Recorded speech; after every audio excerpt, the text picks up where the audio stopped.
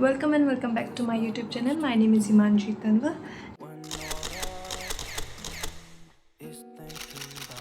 मैं शेयर करने वाली हूँ मेरी journey as a cabin crew कैसी रही है, कहाँ से शुरुआत हुई, how did I crack my interview and क्या ये मेरा पहला जॉब था, क्या ये मेरी पहली एयरलाइन थी। ऐसे मुझे कुछ क्वेश्चंस भी आ रहे थे और मैंने एक वीडियो बनाई थी जिसमें मैंने बताया था कि मैं इसके लिए एक सेपरेट वीडियो बनाऊँगी।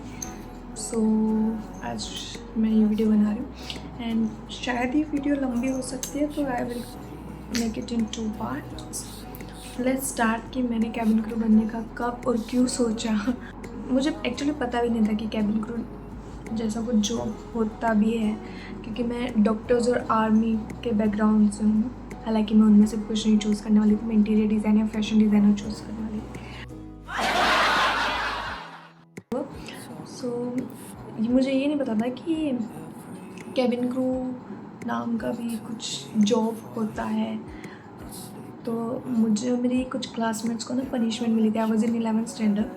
सो हमें पनिशमेंट मिली थी, तो हम लोग सब छत पे थे धूप में और हम लोग गेम्स खेल रहे हैं, गॉसिप कर रहे हैं पनिशमेंट में भी। क्या टॉपिक निकला कि हम लोग अचानक से बात करने लगे कि लाइक मतलब आगे क्या करना after school.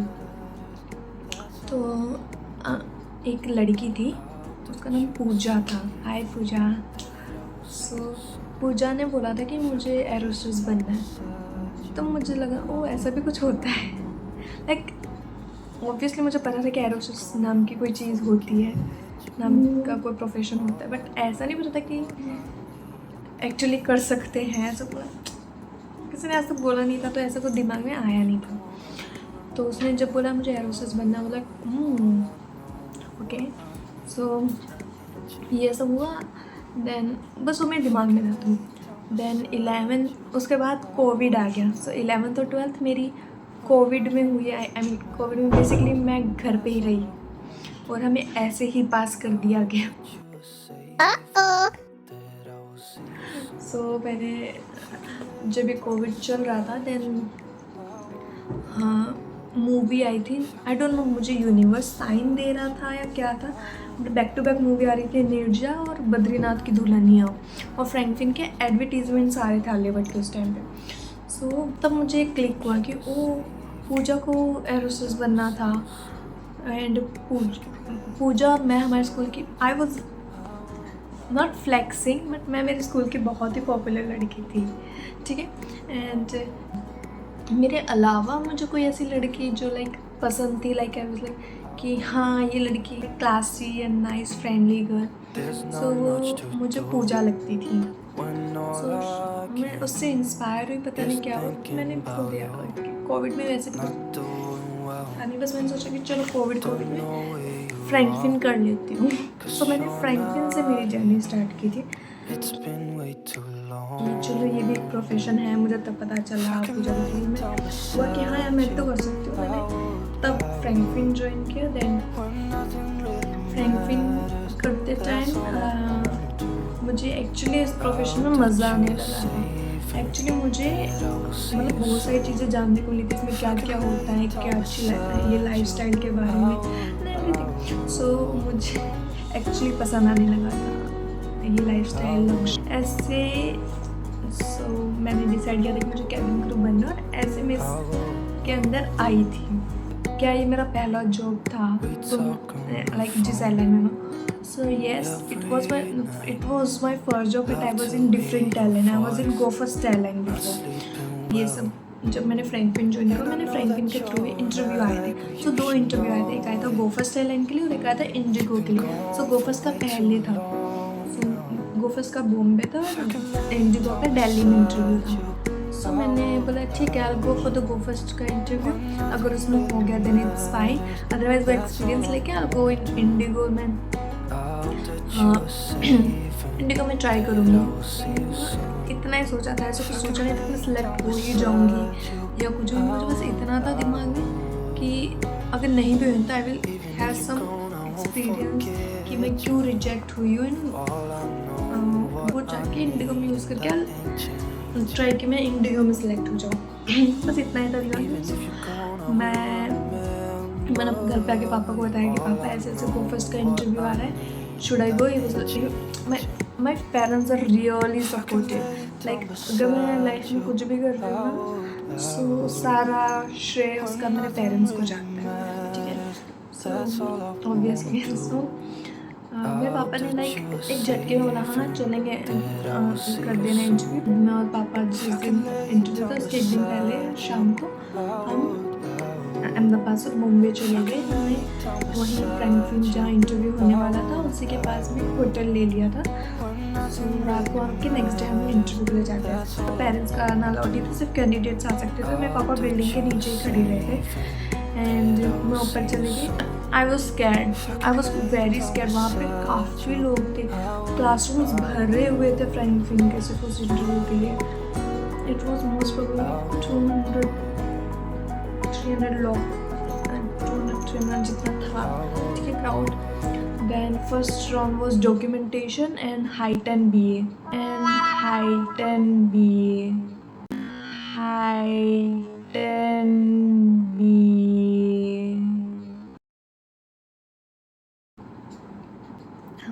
Height and BMI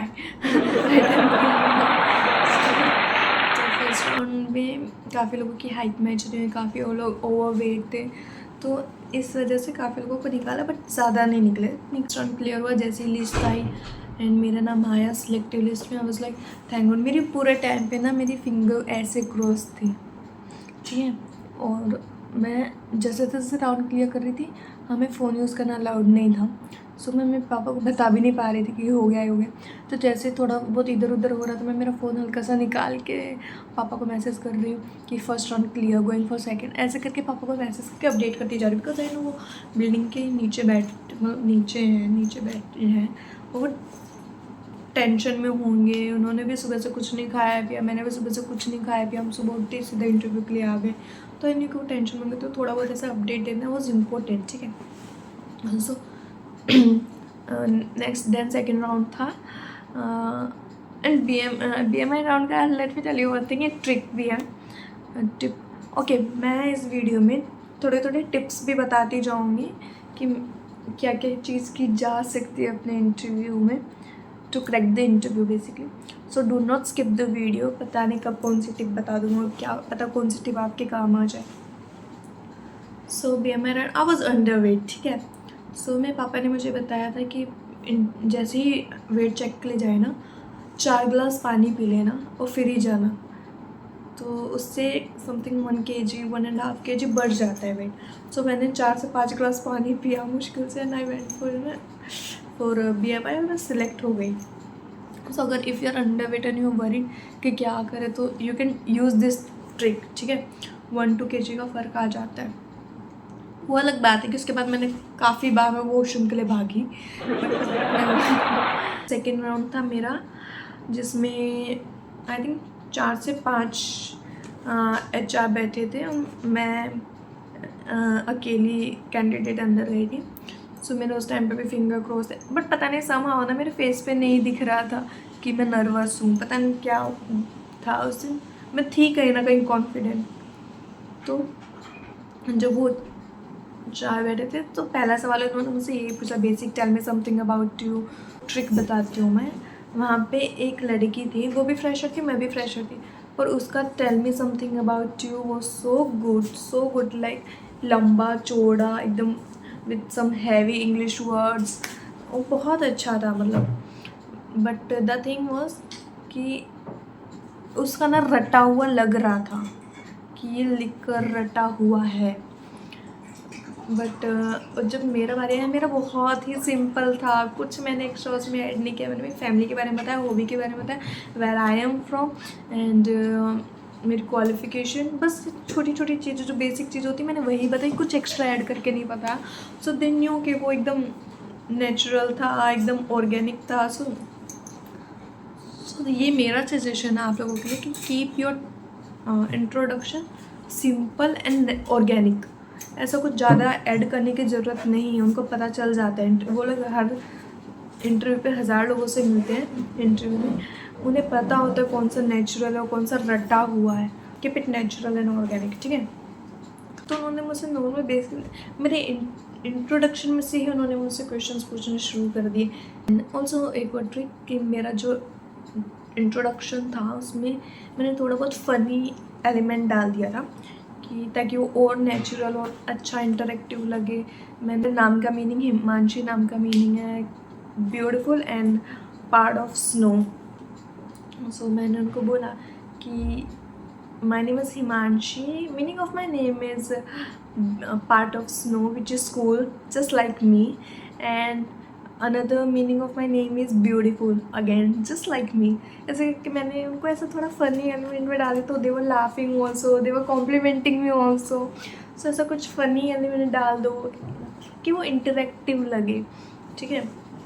सो ये if that's works for you, try to do something like that. उन्होंने मुझसे पूछा कि आप यहाँ पे अकेले आए हैं अहमदाबाद से या पापा के साथ आए, ऐसे सब पूछा। तो मैंने बोला नहीं मैं पापा के साथ आई हूँ। तो शी आस्क्ड मी कि where is your father right now. मैंने बोला कि वो नीचे मेरा वेट कर रहे हैं कि मैं कब बोलूँ उनको कि सेकेंड राउंड ऑल्सो क्लियर पापा। सो she was like is waiting here. और सुबह से लाइक शाम हो गई थी तब तक सेकेंड राउंड तक। तो she was like the interviewer sorry the interviewer were like कि वो अभी तक यहाँ बैठे हैं, सुबह से आए हुए हैं। तो मैंने बोला हाँ। तो वो इंटरव्यूअर ने मेरे पापा की तारीफ़ करके मुझे बोला कि हिमांशी जैसे ये राउंड क्लियर हो, go and text your father कि जो HR हैं वो सब they are very proud of him, कि जैसे वो अपनी बेटी को सपोर्ट कर रहे हैं and we really appreciate that. So that was so nice of them. Like मैं बहुत खुश हो गई थी सुनकर। और मैंने तुरंत जैसे जब मेरा इंटरव्यू ये सेकेंड राउंड क्लियर हुआ, सेकेंड राउंड का लिस्ट आया, आई वॉज सिलेक्टेड, ठीक है। और उसमें मेरे को कॉन्फिडेंस भी था कि हाँ मैं ये वाला राउंड सिलेक्ट मतलब हो जाएगा मेरा। तो मैं इतनी डरी हुई नहीं थी समझो, इनफैक्ट आई वॉज हैप्पी, पता नहीं क्यों। सो मैंने तुरंत पापा को मैसेज करके बोला पापा सेकेंड राउंड क्लियर। वो लोगों ने ऐसा ऐसा बोला, ऐसे करके बताया। और मैं पापा का रिप्लाई भी नहीं देख रही थी, मैं बस रख देती फ़ोन फटाफट मैसेज करके, ठीक है। देन उसके बाद सेकेंड राउंड में बहुत कैंडिडेट्स को निकाल दिया था, बहुत सारे कैंडिडेट्स को निकाल दिया था। इनफैक्ट वहाँ पे एक लड़की थी, उसने वो रोने लग गई थी। हालांकि वो सिलेक्ट हो गई थी बट वो रोने लग गई। शी वाज लाइक कि अगर मैं इसमें नहीं हुई ना सिलेक्ट तो अब से मैं आगे ट्राई नहीं करूँगी। मैं ऑलरेडी 7 बार ट्राई कर चुकी हूँ, मेरा इंटरव्यू क्रैक ही नहीं हो रहा है ये वो। तो अगर इसमें नहीं हुआ तो I will give up. So she was like that. So रोई जा रही थी। So like I was so sure कि काफ़ी लोगों के लिए एकदम ये इतना बड़ा ड्रीम होता है वो 7-7 8-8 बार ट्राई करते हैं। हमारा नेक्स्ट राउंड था जिसमें हमारा ग्रूमिंग चेक होना था। तो उसमें हमारे स्कार्स एंड एवरीथिंग सब चेक हो रहा था। तो मेरा ऐसा कुछ स्कार था नहीं, तो it was pretty clear for me कि इसमें मैं निकल जाऊँगी, ना ही मेरे को इतना ऐसा कुछ स्किन इशू है। So third round was clear. Third round में भी काफ़ी लोगों को स्कार्स की वजह से निकाला गया। एंड हम लोग लाइक लास्ट राउंड तक हम लोग कुछ 80 लोग रह गए थे, 80। सो लास्ट राउंड हमारा होना था। थर्ड राउंड का मैंने मैसेज कर दिया अगेन, पापा got selected. So last round to go. So next last round में कैसे हो रहा था, जैसे एक कैंडिडेट है एक इंटरव्यू ले रहा है, एक कैंडिडेट है एक इंटरव्यू ले रहा है। ऐसे 4 टेबल्स लगी हुई थी छोटी छोटी, तो उनके सामने एक करके बैठे थे। सो मैं थोड़ी नहीं एक्चुअली काफ़ी नर्वस थी। पर जो मेरा इंटरव्यू ले रही थी ना, सो देखो थोड़ा सा स्मार्ट प्ले भी करना पड़ता है। जैसे जैसे सब लोगों की बारी आती जा रही थी, जाते जा रहे थे। एंड अब उसी टाइम पे उनको बता रहे थे कि आप तीनों इधर चले जाइए, आप इधर चले जाइए। लाइक जो सिलेक्टेड है उनको बता दिया जा रहा था कि that you can go further. And sorry आज मेरा गला ख़राब है। और जो सिलेक्टेड थे उनको वापस क्लासरूम में भेज दिया जा रहा था। तो ऐसा हो रहा था। सो उस टाइम पे I was very vigilant that I was noticing कि कौन सा इंटरव्यू ज़्यादा रिजेक्ट कर रहा है। सो आई वॉज होपिंग कि मैं उस साइड ना जाऊँ।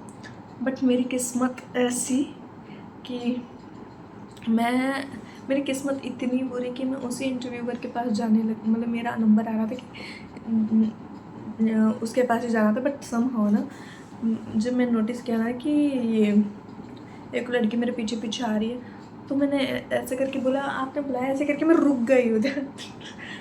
मैंने थोड़ा सिल्ली प्ले किया कि मैं रुक गई एंड शो लाइक बैठ जाओ एंड द इंटरव्यूअर सबके मिलकर बैठ जाओ, तो मैं फटाफट जाके उसके पास बैठ गई जो सबसे कम रिजेक्ट कर रही थी लोगों को।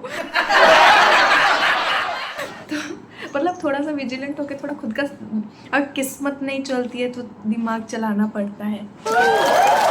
तो उधर जाके बैठ गई, ऐसे कि उनको कॉम्प्लीमेंट ही करने लगे, हालांकि उनमें कॉम्प्लीमेंट करने वाली ऐसी कुछ बात नहीं थी, बट मैं खुश थी और उनको दिख रहा था कि मैं खुश हूँ, तो मैंने उनको कॉम्प्लीमेंट कर दिया। सो ऐसा थोड़ा ट्रिक्स यूज़ करना पड़ता है।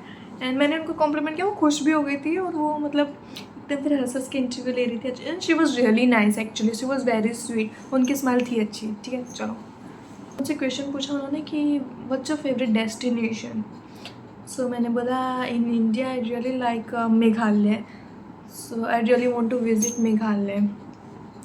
सो अब एक और गलती लोग करते कि लोग बता देते हो आई लव ट्रैवलिंग, मेरा ये फेवरेट जगह है, बट अगर उसी में से अब इंटरव्यू सवाल पूछ लेते हैं इंटरव्यू को कि अच्छा ये जगह आपको क्यों पसंद है, इसका 5 रीज़न बता दो, या फिर ऐसा कुछ पूछ लेते हैं कि आपको ट्रैवलिंग पसंद है, अच्छा लास्ट टाइम आप कब ट्रैवल किए थे, तो लोग ब्लैंक हो जाते क्यों, ये तो रटा हुआ था मैंने, अब इसके आगे तो मैंने नहीं रटा। तो इसलिए पहले ही जो आप आंसर देने वाले होते हो ना, उसके भी 2-4 आंसर बना के रखो। ठीक है, ऐसे नहीं कि बस हाँ रट लिया, ये पूछेगा तो ये दे दूँ। तो पता है क्या होता है, देखो अभी मेरे से पूछा कि मेघालय आपको क्यों पसंद है, मतलब उन्होंने सिर्फ ये पूछा था मुझसे एक्चुअली पहले कि कौन सी जगह पसंद है, तो मैंने एक लाइन में आंसर नहीं दिया था एक्चुअली उनको कि मेरे को मेघालय पसंद है। मैंने उनको एक्चुअली एक्साइटेड होकर बताया कि मेरे को मेघालय पसंद है बिकॉज वहाँ पे जो रूट से बना डबल डेकर ब्रिज है, मुझे वो बहुत सुंदर लगता है, क्रिस्टल क्लियर नदी है और काफ़ी हिडन जेम्स है, एंड वहाँ पे लोग कैंपिंग भी कर सकते हैं, मेडिटेशन कर सकते हैं, एंड मुझे पहाड़ पसंद है, इसलिए मैं मेघालय से कुछ ज़्यादा है। मैंने ऐसा करके बहुत मतलब अच्छा खासा बोल दिया था उस पर। ठीक है, तो शी वॉज हैप्पी कि वो बहुत अगेन ऑर्गेनिक लग रहा था, ऐसा रट्टा हुआ नहीं लग रहा था कि हाँ आई really like Meghalaya, why do you like Meghalaya, Meghalaya is, ऐसा कुछ रट्टा हुआ टाइप नहीं लग रहा था, समझ रहे हो। तो ऐसा नेचुरल जाने दो, फ्लो में जो आ रहा है दिल में बोल दो, मतलब ऐसे बताओ। अभी देखो मैंने मेघालय बोला तो मैं मेघालय के पॉइंट सोच के आई थी कि मैं मेघालय बोलूँगी तो ये करके आऊँगी। बेसिक सवाल हमें पता तो बोलो क्या क्या पूछने वाले, tell me something about you, tell me something about your hobbies, your favourite destination, ये वो। तो उसके अंदर भी आप लोग जो जवाब देने वाले उसके भी 2-4 क्वेश्चन खुद बना के खुद आंसर रखो अपने दिमाग में रेडी, सो दैट कि आप ब्लैंक ना हो जाओ एट दैट मोमेंट कि वो कुछ क्वेश्चन पूछा आप ब्लैंक हो जाओ, ऐसा नहीं होना चाहिए ना। तो ऐसा कुछ दिमाग में पॉइंटर्स रहने चाहिए। तो अनदर टिप सही। सो फिर वो राउंड क्लियर हुआ एंड आई वॉज ऐसे फिंगर क्रॉस कर रही थी, और लिटरली बोलूँ तो उस राउंड में ऐसा हो रहा था कि अगर 4 कैंडिडेट जा रहे हैं जैसे मैंने बताया, तो ऐसा भी होता है कि चारों के चारों रिजेक्ट हो रहे थे, और ऐसा भी होता है सिर्फ एक ही सिलेक्ट होता है, तो ऐसे हो रहा था। तो मैं एक्चुअली बहुत डरी हुई थी, मेरी फिंगर क्रॉस थे ऐसे कि भगवान जी आज बचा ले, आज करा दो बस, आज नैया पार लगा मतलब literally saying this through out. ठीक है, सो ये चीज़ हुआ।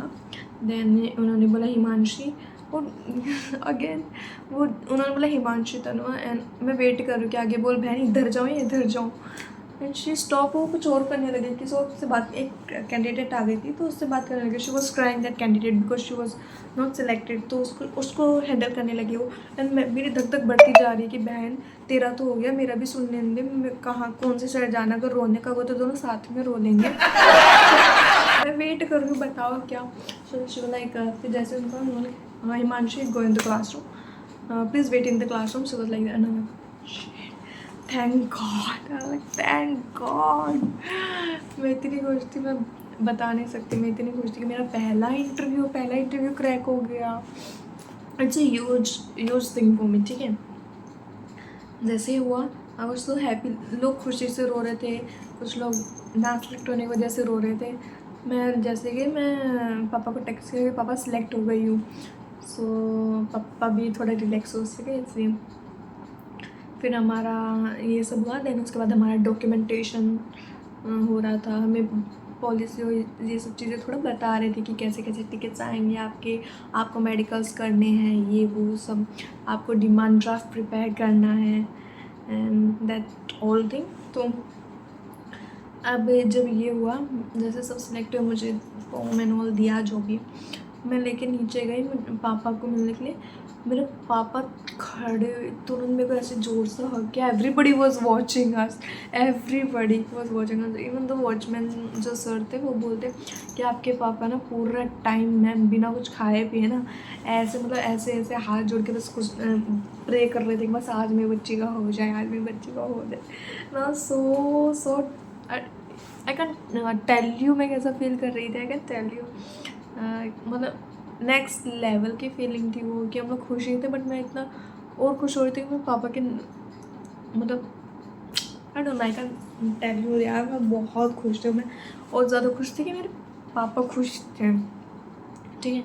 सो जैसे ही हुआ हम लोग वापस अहमदाबाद आए। देन कुछ एयरलाइंस ट्रेनिंग के लिए एक अमाउंट लेती हैं, कुछ इंडिया में मतलब कुछ डोमेस्टिक एयरलाइंस ये सब लेते हैं। सो वो आपको क्या तो ट्रेनिंग के बाद वापस दे दिया जाता है, क्या एक सर्टन पीरियड ऑफ टाइम के बाद आपको वापस कर दिया जाता है विद इंटरेस्ट, या फिर वो अमाउंट आपके सैलरी में से कट होता जाता है थोड़ा थोड़ा। ऐसे सब हर एयरलाइन का अलग अलग चीज़ है। सो गोफस का नॉन रिफंडेबल डिमांड ड्राफ्ट था। काफ़ी अच्छा खासा अमाउंट था, लाइक 70,000 to 80,000 के बीच में, एग्जैक्ट अमाउंट नहीं बताऊँगी, बट 70,000 to 80-90,000 के बीच का अमाउंट था, ठीक है। सो अब मैंने डिमांड ड्राफ्ट भी बनवा लिया। एंड गोफस्ट एयरलाइन ने हमें मेडिकल के लिए कुछ भी नहीं दिया था, कि लाइक आप यहाँ से करा मतलब सब कुछ मेडिकल्स हमें हमारे खुद के खर्चे से कराना था। सो मेरा 20,000 25,000 उसमें भी लगा। और ऐसे वैसे डॉक्टर्स के पास से नहीं, डीजी से अप्रूवल डॉक्टर्स के पास से ही हमें करवाना था मेडिकल। सो हमने वो करवाया, तो उसमें भी मेरा 25,000 जैसा कुछ लगा था। ऑलमोस्ट मेरा 1 लाख में बैठ चुका था, ठीक है। देन मैं बॉम्बे गई एंड हमें सिर्फ 5 दिन, लिटरली सिर्फ 5 दिन के लिए एकोमोडेशन दिया गया था। एंड उसमें भी हमारी हर दिन ट्रेनिंग थी, ऑफ था ही नहीं। बॉम्बे में घर ढूंढना is not an easy task. तो अब हम कब जाके घर ढूंढें, कब हम ट्रेनिंग पे जाएंगे या घर ढूंढेंगे। अब 5 दिन में तुम कैसे मुंबई में घर ढूंढ सकते हो, वो भी तब जब तुम्हारे पास टाइम ही नहीं है। सो that was quite difficult. However I was very lucky कि मेरी जो ये होटल में रूममेट थी उसके कोई रिलेटिव्स रहते थे, तो उन्होंने हेल्प कर दी थी। Then we found a house, ठीक है। सो अभी हमें 1 हफ़्ता ही हुआ था, ठीक है, 1 हफ़्ता समथिंग ही हुआ था गए हुए। और 1 हफ़्ते बाद हमें न्यूज़ से पता चल रहा है that Go First airline shut the operations.